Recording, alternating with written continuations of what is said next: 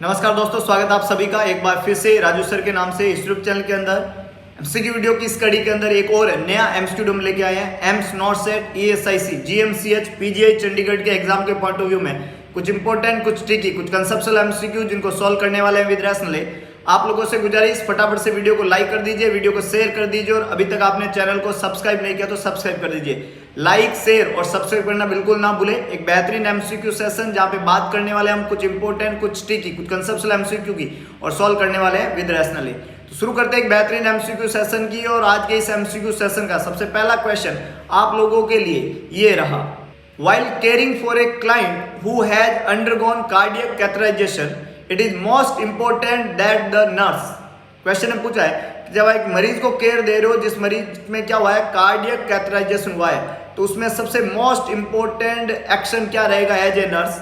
Provide for rest, administer oxygen, check the ECG every 30 minutes, check the pulse distal to the insertion site. मरीज को क्या कर रहे हैं, कार्डियक कैथेटराइजेशन आप करने जा रहे हैं, तो सबसे इंपॉर्टेंट एक्शन क्या होगा एज ए नर्स? आपका जवाब लिखिएगा, है ना। हमने पहले भी पढ़ा है कि कार्डियक कैथेटराइजेशन एक प्रोसीजर है जिसमें हार्ट की कोई भी डिजीज, ज्यादातर जो थ्रोम्बस वाली या कोरोनरी आर्टरी में कहीं भी रुकावट वाली बीमारी होती है, तो हम क्या करते हैं, किसी भी पेरिफेरल साइड से, इधर हैंड से या लेग से हमने फीमोरल आर्टरी को यूज किया और उसे एओर्टा के थ्रू होते हुए हम कोरोनरी आर्टरी तक जाते हैं, पता लगाते हैं वहां पे कितनी रुकावट है, इसको बोलते हैं एंजियोग्राफी। और पता लगाने के बाद में उसको ठीक करने का प्रोसेस, स्टंट डालना, उसको हटाना थ्रोम्बस को, उसको एंजियोप्लास्टी कहते हैं। तो एंजियोग्राफी और एंजियोप्लास्टी एक प्रोसीजर होता है। आपने ये कर दिया और कैथेटर को निकाल दिया तो यहाँ से आर्टरी पंचर है, तो मोस्ट कॉमन कॉम्प्लिकेशन होता है इस साइट पे हेमरेज होने का। कौन सा कॉम्प्लिकेशन होता है? हेमरेज। और अगर ये हेमरेज अंदर की तरफ है तो इंटरनल हेमरेज होगा, और अगर यहाँ से ब्लड बाहर निकल रहा है तो उसको एक्सटर्नल हेमरेज कहते हैं। अगर एक्सटर्नल हेमरेज हो रहा है तो आपकी जो पूरी पट्टी है वो पूरा गीला हो जाएगा, ब्लड से छन जाएगा। एक तो ये एक्सटर्नल हेमरेज। इंटरनल हेमरेज अंदर ही अंदर होगा तो उसकी वजह से जो पेरिफेरल एरिया होता है, उस पेरिफेरल एरिया में जब हेमरेज होगा तो ब्लड आगे नहीं आएगा, तो पेरिफेरल पल्स जो है वो एब्सेंट देखने को मिलेगी आपको। तो आपका पहला कॉम्प्लिकेशन क्या होता है प्रोसीजर के बाद में? हेमरेज। वो हो रहा है कि नहीं हो रहा है इसका पता आप कैसे लगाएंगे? एक तो आपको दिख जाएगा अगर गीला हो रहा है आपका पट्टी वाला साइड, और वो नहीं हो रहा है तो पेरिफेरल एरिया की पल्स चेक कर दो। तो ये एरिया जो पेरिफेरी में होता है उसको आप पेरिफेरल या डिस्टल बोलते हैं। क्या बोलते हैं? डिस्टल। तो इंसर्जन साइट में डिस्टल एरिया की पल्स चेक करो। Check the pulse distal to the insertion site is the correct one. D यहाँ पे करेक्ट आंसर बनेगा। मैक्सिमम लोगों ने सही जवाब देने की कोशिश की है। कार्डियक कैथेटराइजेशन के बाद में डिस्टल एरिया की पल्स को चेक करना सबसे पहला इंपॉर्टेंट नर्सिंग रेस्पॉन्सिबिलिटी होता है पोस्ट कार्डियक कैथेटराइजेशन पेशेंट के अंदर। आगे लेके चलता हूं अगले क्वेश्चन की तरफ। नेक्स्ट देखिएगा, इंपॉर्टेंट एस्पेक्ट है सारे के सारे। एक और कतई जहर क्वेश्चन पूछा जा रहा है। एक मरीज है जो रिसीव कर रहा है एंटीकोएगुलेंट को। क्या रिसीव कर रहा है? Anticoagulant. The nursing care should include observation of. तो क्या चीज आप ऑब्जर्व करेंगे एज ए नर्स? चार ऑप्शन यहाँ पे आपको मिले हैं, नोजिया, एपिस्टैक्सिस, हेडेक और चेस्ट पेन। मरीज एंटीकोएगुलेंट ले रहा है। एंटीकोएगुलेंट वो होती है जो कोएगुलेशन को इनिबिट करती है। एंटी है, और किन के एंटी है? कोएगुलेशन के। कोएगुलेशन प्रोसेस के एंटी अगेंस्ट होता है एंटीकोएगुलेंट। और दो नाम हम यहाँ पे पढ़ते हैं, हिपेरिन और वारफरिन। दो नाम पढ़ते हैं, हिपेरिन और वारफरिन। हिपेरिन दवाई जो होती है वो इंजेक्टेबल फॉर्म में होती है और इसको हमेशा सबक्यूटेनियस या आईवी रूट से हम दे सकते हैं। जो लो मोलिकुलर वेट हिपेरिन होता है उसको हमेशा सबक्यूटेनियस ही देते हैं, और जो आपका फ्रैक्शनल हिपेरिन होता है उसको हम आईवी रूट से देते हैं। दूसरी दवाई होती है वारफरिन जो कि ओरल फॉर्म में अवेलेबल होती है। हिपेरिन दवाई जो है वो इंजेक्टेबल फॉर्म में ही है और लो मोलिकुलर वेट की है, तो ये हिपेरिन जो होती है वो प्रेगनेंसी के अंदर भी यूज कर सकते हैं, कोई साइड इफेक्ट नहीं होता है, टेर्टोजेनिक इफेक्ट नहीं होते हैं। वारफरिन के टेर्टोजेनिक इफेक्ट होते हैं, इसलिए प्रेगनेंसी में ये कॉन्ट्रा इंडिकेटेड रहती है। ये एंटीकोएगुलेंट कहलाते हैं। ये कोएगुलेशन के अगेंस्ट काम करती है, तो कोएगुलेशन नहीं होने देते हैं। जब आपकी बॉडी का कोएगुलेशन प्रोसेस रुक जाएगा तो आपकी बॉडी हमेशा ब्लीडिंग की रिस्क पे रहती है। किसकी रिस्क पे रहती है? ब्लीडिंग की। तो जिसको एंटीकोएगुलेंट देते हैं उसको किस चीज के लिए ऑब्जर्व करो? ब्लीडिंग के लिए। अब नोजिया के अंदर तो कोई ब्लीडिंग होती नहीं है, आपकी हेडेक के अंदर भी कोई ब्लीडिंग नहीं है, चेस्ट पेन में भी कोई ब्लीडिंग नहीं है। एपिस्टैक्सिस का मतलब ही होता है nose bleeding, nasal bleeding. Epistaxis का मतलब ही है नेजल ब्लीडिंग। तो नेजल ब्लीडिंग जो है उसको रोकना है, एपिस्टैक्सिस को रोकना है, नेजल ब्लीडिंग वहां होने की संभावना है, इसलिए आप एपिस्टैक्सिस को प्रिवेंट करना, ऑब्जर्व करना बहुत ज्यादा जरूरी है जिस मरीज को एंटीकोएगुलेंट चल रहा है। तो यहाँ पे करेक्ट आंसर रहेगा B, that is epistaxis. Next देखिएगा, एक और कतई जायज क्वेश्चन है, cholesterol is a substance that, cholesterol कौन सा सब्सटेंस है, may be control entire bile elimination of food source, is found in many food both plant and animal source, all persons would be better off without because it causes the disease process and circulate in the blood, the level of which responds usually to dietary substitutes of unsaturated fats for saturated fat। चार option यहाँ पे लिखे हुए हैं और cholesterol कैसा item है ये पूछा है, तो वो आइटम जो ब्लड में सर्कुलेट होता है और जिसका लेवल रेस्पॉन्ड करता है डाइटरी सब्स्टिट्यूट के अनसैचुरेटेड फैट और सैचुरेटेड फैट के लिए। तो बहुत बढ़िया, कुछ लोगों ने सही से जवाब देने का कोशिश किया है। करेक्ट आंसर क्या बनेगा, डी। कोलेस्ट्रॉल क्या कंटेंट है, तो it circulate in the blood, first thing, level which responds usually to dietary substitute से रेस्पॉन्ड करता है, of unsaturated fat for saturated fat. तो डी यहाँ पे करेक्ट आंसर है। ए, बी और सी तीनों खोटे जवाब है, D is the correct one. बहुत ही बढ़िया, बहुत ही शानदार। आगे लेके चलता हूँ, नेक्स्ट देखिएगा, नेक्स्ट देखिएगा, नेक्स्ट देखिएगा, नेक्स्ट देखिएगा, इंपॉर्टेंट क्वेश्चन है। क्या पूछा जा रहा है, the nurse provide care for a client diagnosed with A malignant brain tumour located in the left frontal lobe. कहां पे ट्यूमर लोकेटेड है, लेफ्ट फ्रंटल लोब के अंदर। कौन सा ट्यूमर लोकेटेड है, मैलिग्नेंट ब्रेन ट्यूमर। कौन सा ट्यूमर लोकेटेड है, मैलिग्नेंट ब्रेन ट्यूमर। कहां पे लोकेटेड है, लेफ्ट फ्रंटल लोब के अंदर मैलिग्नेंट ब्रेन ट्यूमर लोकेटेड है। विच साइन और symptom does the nurse expect the client to exhibit. कौन सा sign and symptom nurse expect करती है कि क्लाइंट जो है वो एग्जिबिट करेगा, है ना। डायग्नोस किया आपने, malignant brain tumour left frontal lobe के अंदर है। कौन सा साइन एंड सिम्टम आप एज ए नर्स एक्सपेक्ट करते हो कि क्लाइंट जो है वो एग्जिबिट करेगा।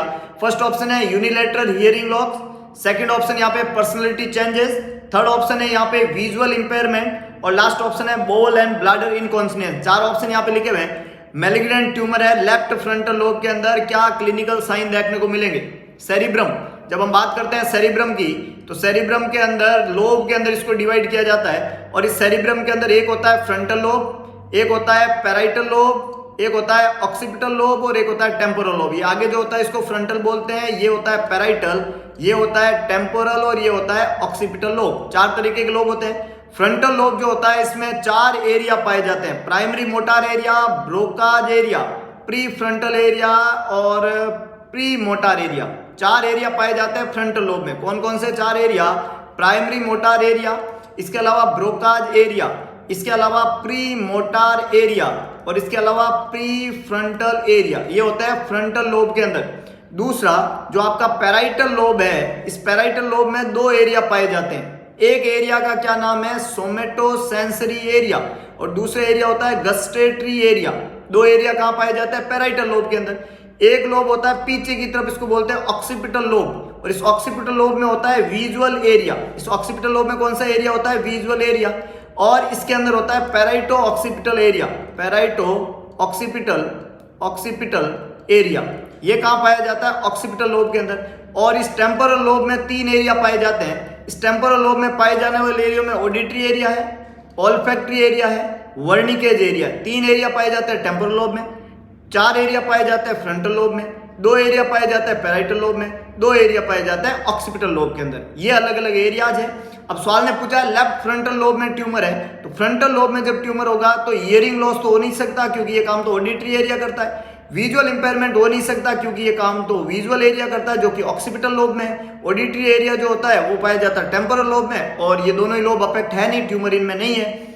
Bowel and bladder incontinence spinal cord की इंजरी में होता है और इसके एरिया ब्रेन में होते ही नहीं है। तो ये तीनों तो खोटे हो गए। तो एक ही जवाब बचा पर्सनैलिटी चेंजेस, है ना, क्योंकि प्री फ्रंटल एरिया जो इंटेलेक्चुअल के लिए जिम्मेदार है, ये अगर गड़बड़ हो जाएगा, वहां ट्यूमर होएगा तो मरीज की पर्सनैलिटी इंपेयरमेंट हो जाएगी। बी यहाँ पे करेक्ट आंसर बनेगा। बहुत ही इंपॉर्टेंट और कंसेप्चुअल क्वेश्चन है। अगर आपको समझ में आया तो बोले यस और लाइक और शेयर करना बिल्कुल ना भूले। मैक्सिमम लोगों तक इस चैनल को शेयर करें, शेयर जरूर करें। शेयर करने का मन ना करे तो भी शेयर करें। ये बहुत ही बेसिक और इंपॉर्टेंट कंसेप्चुअल बात है। मैं लेके चलता हूं नेक्स्ट क्वेश्चन की तरफ। अगला क्वेश्चन देखिएगा, नेक्स्ट देखिएगा। सवाल आपसे क्या पूछ रहा है, in client with congestive heart failure associated dyspnea is primary due to.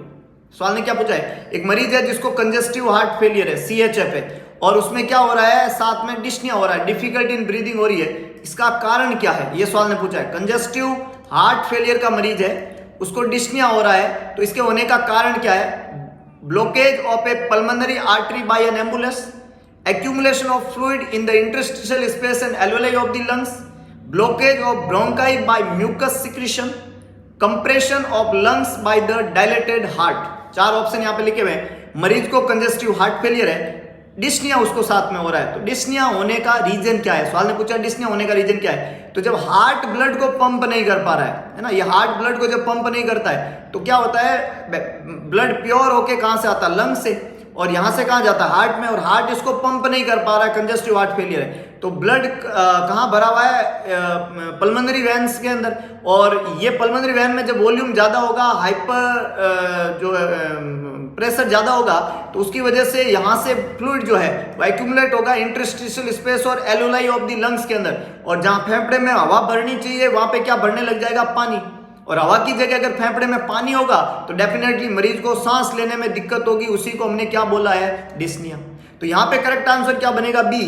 The accumulation of fluid in the interstitial space and alveoli of the lungs is known as leads to occur due to the congestive heart failure in the lungs and that will lead to dyspnea. तो correct answer यहाँ पे B बनेगा, dyspnea is the correct one, और accumulation of fluid in the interstitial space the correct one, B is the correct one. बहुत ही बढ़िया, बहुत ही शानदार। मैं लेके चलता हूं आगे की तरफ। नेक्स्ट देखिएगा, इंपॉर्टेंट एस्पेक्ट है, सारी बातें इंपॉर्टेंट है, और कंसेप्ट एक ही है कि जब तक तोड़ेंगे नहीं तब तक छोड़ेंगे नहीं। तो बस तोड़ना जरूरी है, छोड़ेंगे बिल्कुल नहीं। हाँ, लेके चल रहा हूं आगे की तरफ। नेक्स्ट क्वेश्चन देखिएगा, एस्पेक्ट बहुत इंपॉर्टेंट है। सवाल आपसे पूछ रहा है, the nurse is delivered external cardiac compression. आप एक्सटर्नल कार्डियक कंप्रेशन डिलीवर कर रहे हो एक क्लाइंट को, तब जब आप उसको क्या दे रहे हो? सीपीआर दे रहे हो।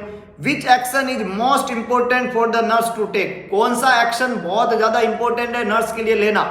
जब किसी मरीज में आप एक्सटर्नल कार्डियक कंप्रेशन दे रहे हो, मरीज को सीपीआर आप परफॉर्म कर रहे हो, उस समय आप एक्सटर्नल कार्डियक कंप्रेशन दे रहे हो, तो कौन सा इंपॉर्टेंट एक्शन है जो आपको लेने की सख्त जरूरत है?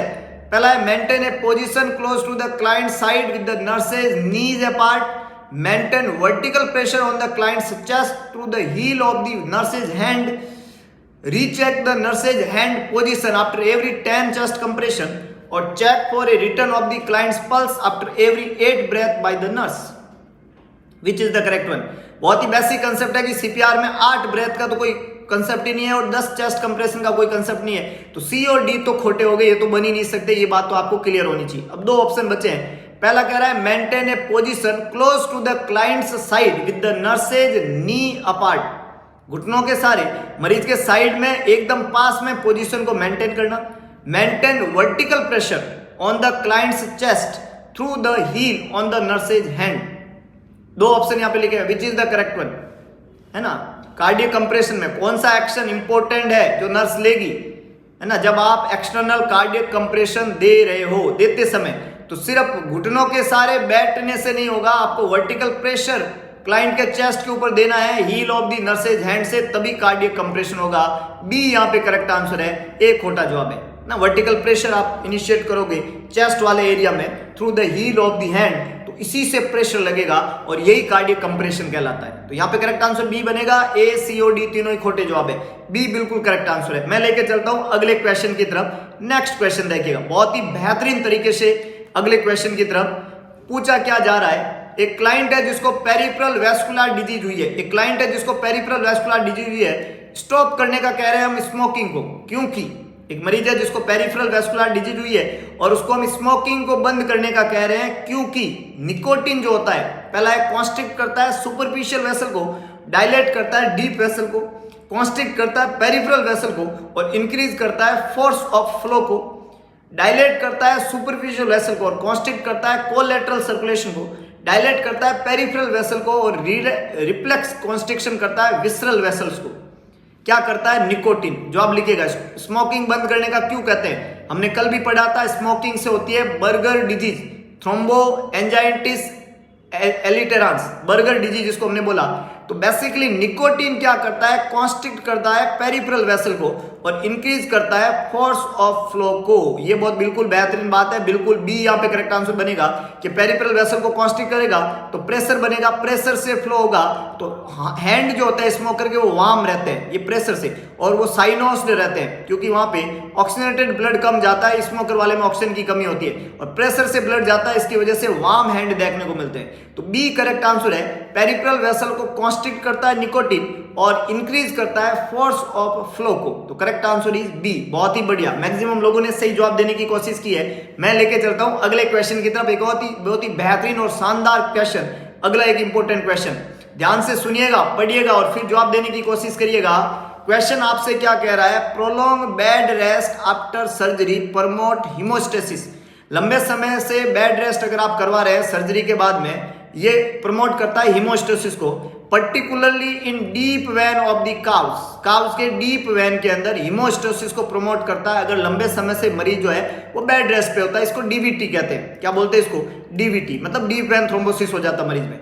Most likely pathological result of such hemostasis में thrombus formation and, thrombus formation तो होगा इससे, ये एक पैथोलॉजी बनेगी, इसको डीवीटी हम बोलते हैं। इसके अलावा क्या हो सकता है, cerebral embolism, coronary occlusion, pulmonary embolism या dry gangrene open limb.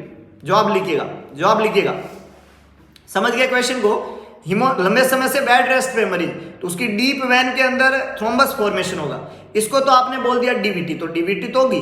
DVT के अलावा उसको क्या कॉम्प्लिकेशन हो सकता है, क्या कॉम्प्लिकेशन हो सकता है। डीवीटी डीप वेन का थ्रोम्बस है, वो थ्रोम्बस वहां से मूव करके अगर जाता है उसको हम बोल देते हैं एम्बोलस। अगर वो थ्रोम्बस वहां से मूव करके जाता है उसको हम बोल देते हैं एम्बोलस, और वो एम्बोलस जो है वो सबसे पहले जाके स्टिक होता है लंग्स के अंदर। बहुत बढ़िया, मैक्सिमम लोगों ने सही जवाब दिया है, पल्मोनरी एम्बोलिज्म। सी यहाँ पे करेक्ट आंसर है। क्या करेक्ट आंसर है, सी। और सी में क्या लिखा हुआ है, पल्मोनरी एम्बोलिज्म। वो जो थ्रोम्बस बना वो डीप वेन थ्रोम्बोसिस करता है, वो वहां से मूव करता है तब उसको एम्बोलस कहते हैं, और सबसे पहले जाके स्टिक होता है लंग्स में, उसको हम बोलते हैं पल्मोनरी एम्बोलिज्म। तो सी यहाँ पे करेक्ट आंसर है। ए बी और डी तीनों खोटे जवाब है। वो सेरिब्रल एम्बोलिज्म नहीं है, वो कोरोनरी ओक्लूजन नहीं है, वो ड्राई गैंग्रीन ओपन लिम्ब नहीं है, उसको हम क्या बोलते हैं, पल्मोनरी एम्बोलिज्म। तो सी करेक्ट आंसर है। ए बी और डी तीनों ही खोटे जवाब है। बहुत ही बढ़िया, बहुत ही शानदार तरीके से आपने इस क्वेश्चन को हैंडल किया। मैं लेके चलता हूं अगले क्वेश्चन की तरफ। नेक्स्ट एमसीक्यू देखिएगा, बहुत ही important. Novel nursing institute, play store पे जाइए, टाइप करिए नोवल नर्सिंग इंस्टीट्यूट। इस लोगो के साथ में 5 स्टार रेटिंग का एक ऐप दिखेगा, ऐप को इंस्टॉल कर दीजिए। ऐप है नोवल नर्सिंग इंस्टीट्यूट का ऐप है, ऐप को इंस्टॉल करें और उस पर उपलब्ध होने वाले मटेरियल का मजा उठाए। टेस्ट सीरीज है, वीडियो लेक्चर्स है, वो सारी चीजें हैं जो आपके लिए इंपॉर्टेंट बनेगी फ्यूचर एग्जाम्स के अंदर। पीडीएफ्स अवेलेबल है, तो इंस्टॉल करिए ऐप को और अपने आप को जोड़ दीजिए टीम नोवल के संग ऑनलाइन प्लेटफॉर्म पे और बेहतरीन स्टडी मटेरियल का फायदा उठाइए। तो ये वीडियो लेक्चर यहीं पे खत्म होता है। होप सो वीडियो आपको पसंद आया होगा, तो वीडियो को लाइक करें, वीडियो को शेयर करें, कमेंट बॉक्स में अपना सुझाव डालना बिल्कुल ना भूलें। और इसके अलावा एक बात का विशेष ध्यान रखें, भगवान कृष्ण ने कहा था कि सारथी बने स्वार्थी ना बने, तो दिखा दीजिए सारथीपन और कर दिखाइए ऐसा कि दुनिया करना चाहे आपके जैसा। अगर आप कुछ बेहतरीन बढ़िया कंसेप्चुअल पढ़ सुन रहे हैं तो आप एक बेहतरीन प्लेटफॉर्म पे मिलेंगे दोबारा नए सेशन के साथ में, कुछ इंपॉर्टेंट, कुछ टिकी, कुछ कंसेप्चुअल एमसीक्यू। तब तक के लिए जय हिंद, जय भारत, जय महाकाल।